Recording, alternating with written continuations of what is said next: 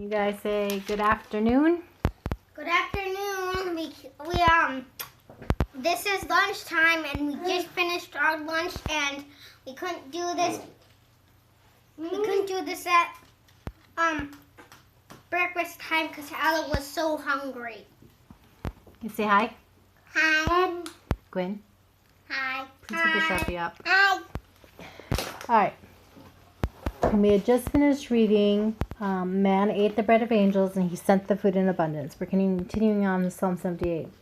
He caused the east wind to blow in the heavens, and by his power he let out the south wind. He rained meat on them like dust, winged birds like the sand of seas. He let them fall in the midst of the camp all around their dwelling, and they ate and they were filled, for he gave them what they craved. But before they had been satisfied their craving, while their food was still in their mouths, the anger of God rose against them, and he killed the strongest of them and laid them low, the young men of Israel. In spite of all this, they still sinned. Despite his wonders, they did not believe. So he made their days vanish like breath, and their years in terror. For he killed them, and he sought them. They repented and sought God earnestly. They remembered that God was their rock, the Most High God, their Redeemer. But they flattered him with their mouths, and they lied to him with their tongues. Their heart was not steadfast towards him. They were not faithful to his covenant when we sit. Yet he, being compassionate, atoned for their iniquity and did not destroy them. He restrained his anger often and did not stir up his wrath. He remembered that they were flesh, a wind that passes and comes not again. How often we rebelled against him in the wilderness and grieved him in the desert. Why did it do that? Why did they do that?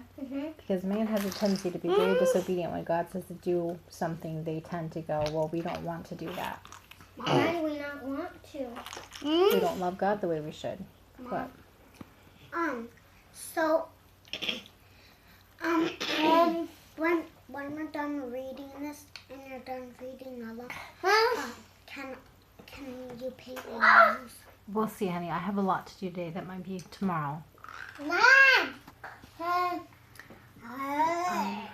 They tested God again and again, and they provoked the Holy One of Israel. They did not remember his power, or that day when he redeemed them from the foe, when he performed his signs in Egypt and he marvels in the field of Zoan. Winry, stop. He turned their rivers to blood so that they could not drink of their streams. He sent among them swarms of flies which devoured them, and frogs which destroyed them. When you don't do it.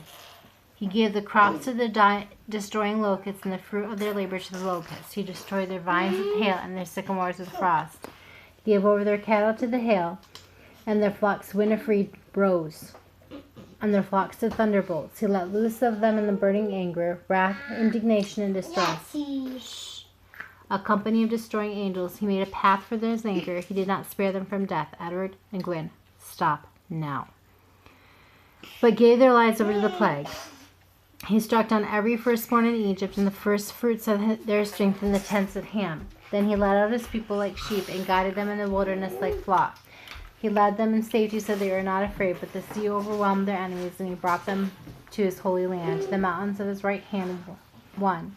He drove out nations before them, and he appointed to them for a possession and settled the tribes of Israel in their tents. Yet they tested and rebelled against the Most High God and did not keep his testimonies,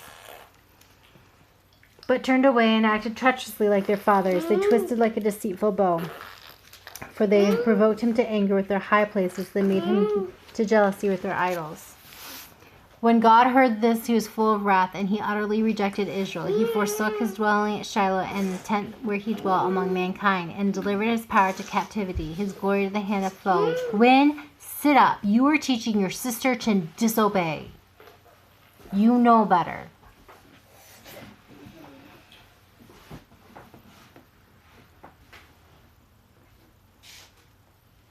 He rejected the tent of Joseph, and he did not choose the tribe of Ephraim, but he chose the tribe of Judah, Mount Zion which he loves. He built his sanctuary like the high heavens, like the earth which he was founded forever.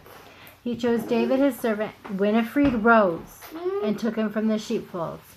From following the nursing ewes, he brought him to shepherd Jacob his people, Israel his inheritance. With upright heart he shepherded them and guided them with his skillful hand.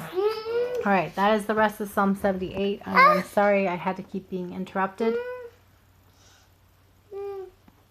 Hello. Goodbye. Bye. Look how much I did, Johan. This is I've got stuff in here for you all, hon. More Spider-Man for you. That's all for you, Johan. Bye.